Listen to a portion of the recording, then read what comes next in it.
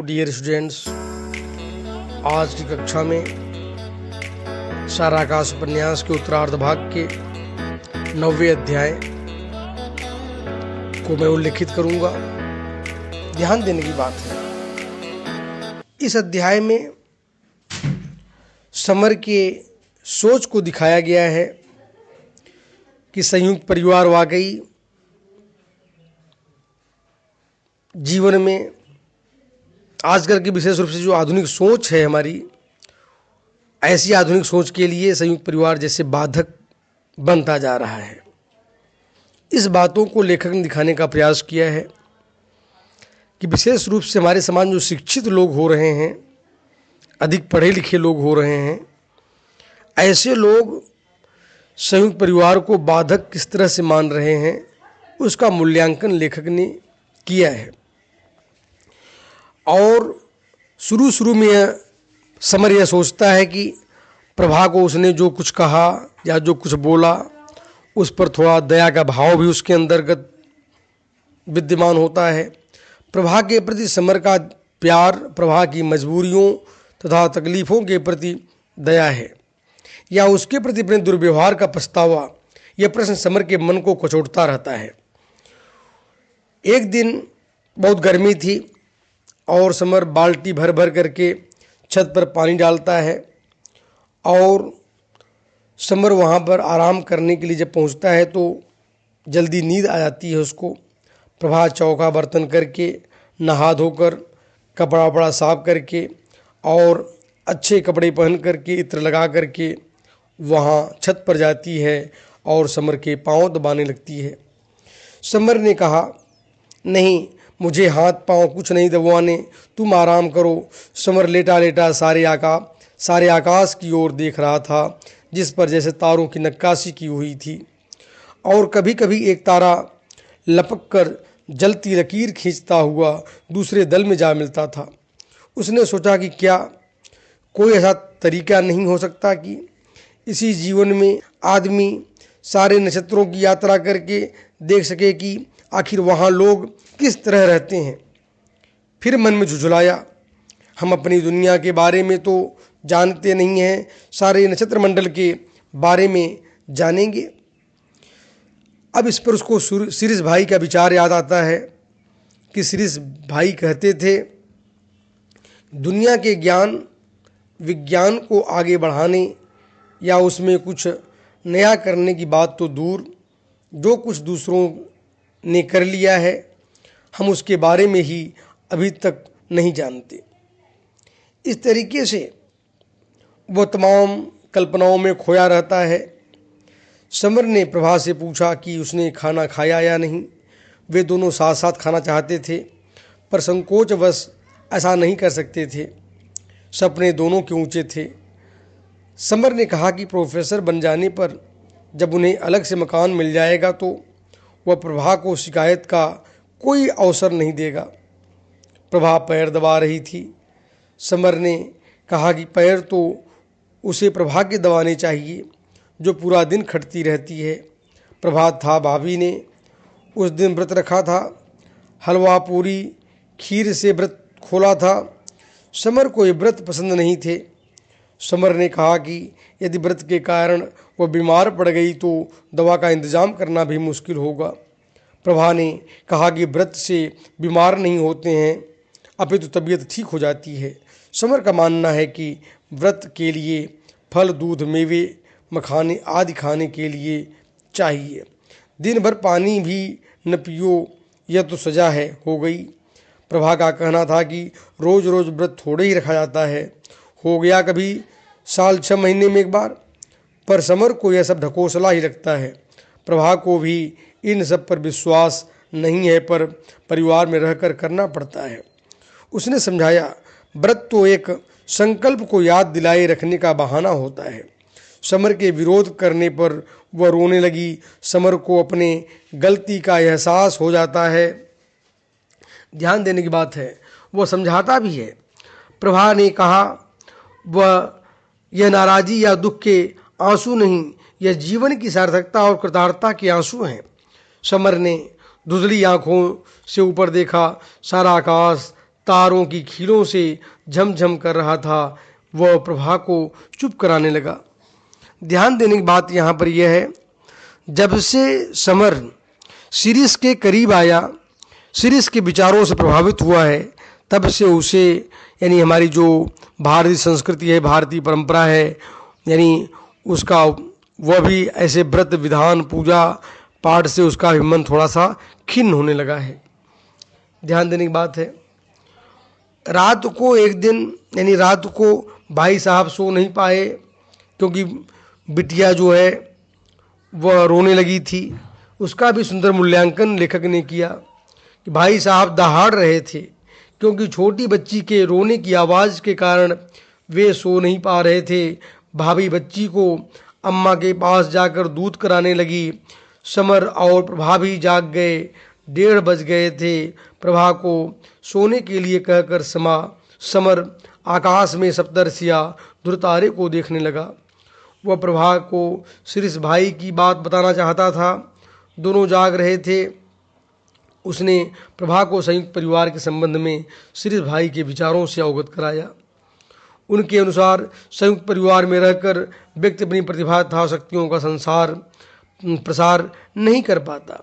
यहाँ तक कि परिवार के लड़ाई झगड़ों के कारण वो अपना फर्ज भी भूल बैठता है।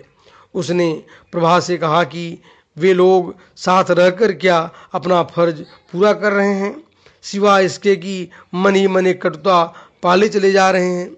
यानी एक प्रकार से समर यह कहता है कि अलग रहकर के भी परिवार की सेवा की जा सकती है, ऐसा उसका व्यक्तिगत विचार है। और बहुत कुछ वह शिरीष से प्रभावित भी हो चुका है। और इसके बाद वो कहता है कि शिरीष भाई का मानना था कि आत्मा नाम कोई चीज़ नहीं होती। अभ्यास, प्रभाव, परंपरा, नकल सब मिलाकर एक प्रकार के संस्कार मन में जमा देते हैं। यही संस्कार हर नया काम करने में बाधक होते हैं। हम समझते हैं कि हमारी आत्मा हमें रोक रही है। यह आत्मा केवल संस्कारों का दूसरा नाम है। असल में अपनी परंपरा, प्रियता और नए को स्वीकार न कर पाने की आलस्य और मूर्खता को हम अपनी अंतरात्मा का नाम दे देते हैं। वरना ये संस्कार हैं, और एक बार संस्कारों का असली रूप पहचान कर आप अपने संस्कारों को बदल भी सकते हैं। यानी ये सब सारी सोच जो उसके अंदर समा गई है, यह सब शिरीष भाई साहब के विचार हैं। शिरीष भाई ने संस्कारों और अंतरात्मा के बारे में एक अच्छा सा उदाहरण दिया कि मन में जगे संस्कार रेल डिब्बे में बैठे हुए मुसाफिरों की तरह है। भरे डिब्बे में घुसने की कोशिश कीजिए, अंदर वाला हर आदमी आपको बाहर धकेलेगा, कोशिश करेगा कि आप भीतर न आने पाएँ।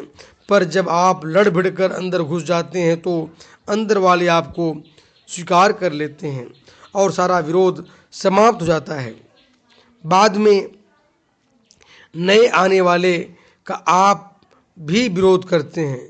समर के यह पूछने पर कि वह जब सब बातों का विरोध करते हैं तो मानते किसे हैं, शिरीष भाई ने कहा था कि ईश्वर, धर्म, अंतरात्मा और संस्कार के बाद जो बचता है वह सब उसको मानते हैं।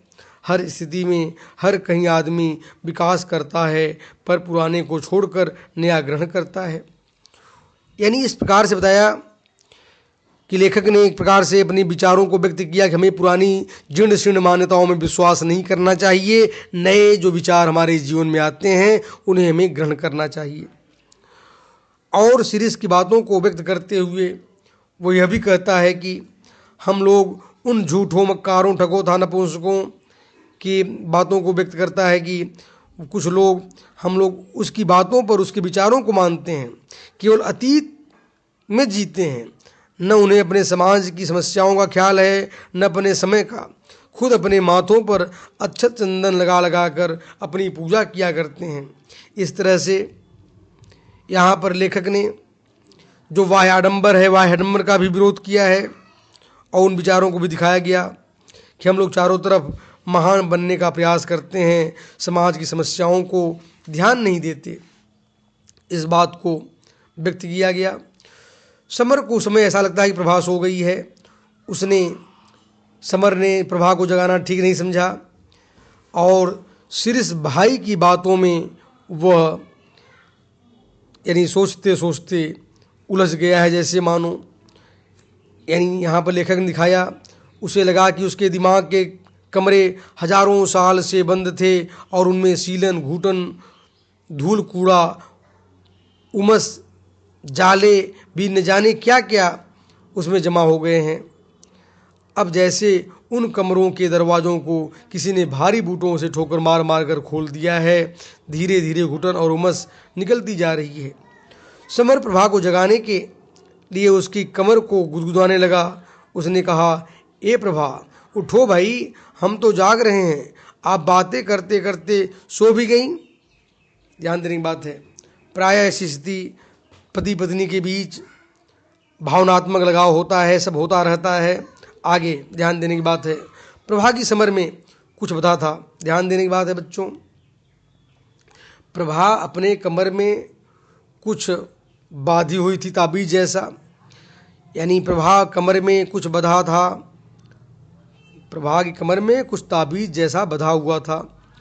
वह समर के हाथ में आ गया। उसने पूछा, यह क्या है? प्रभा डर गई। वह छोड़ने के लिए कह रही थी, वह सुपारी जैसी कोई चीज़ है। समर को गुस्सा और समर का गुस्सा बढ़ गया। तब प्रभा ने बताया कि अम्मा जी और भाभी जी के कहने पर उसने यह बाधा है, उनका मन रखने के लिए करना पड़ा।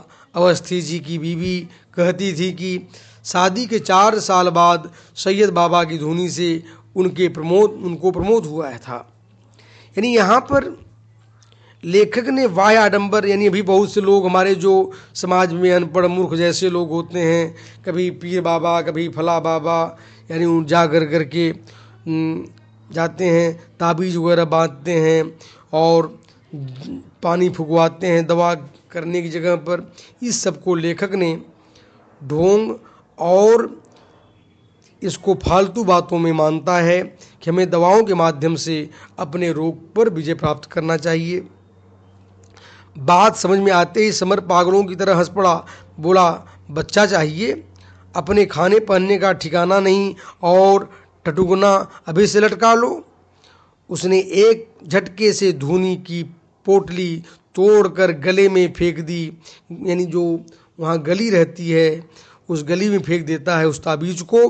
प्रभा ने कहा कि वह क्या करे, सारा दिन बाँझ बाँझ कर उनकी जान खाई जाती है। समर एकदम अकेला महसूस करने लगा।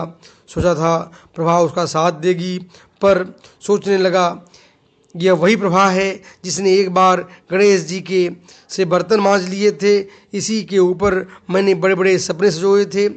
इस प्रकार से लेखक ने वाह्य आडंबर का जबरदस्त विरोध किया है। यानी शिक्षा में वाह्य आडंबर नहीं होना चाहिए। हमें निरंतर नए वैज्ञानिक मूल्यों के आधार पर जीवन में आगे बढ़ने का प्रयास करना चाहिए। धन्यवाद।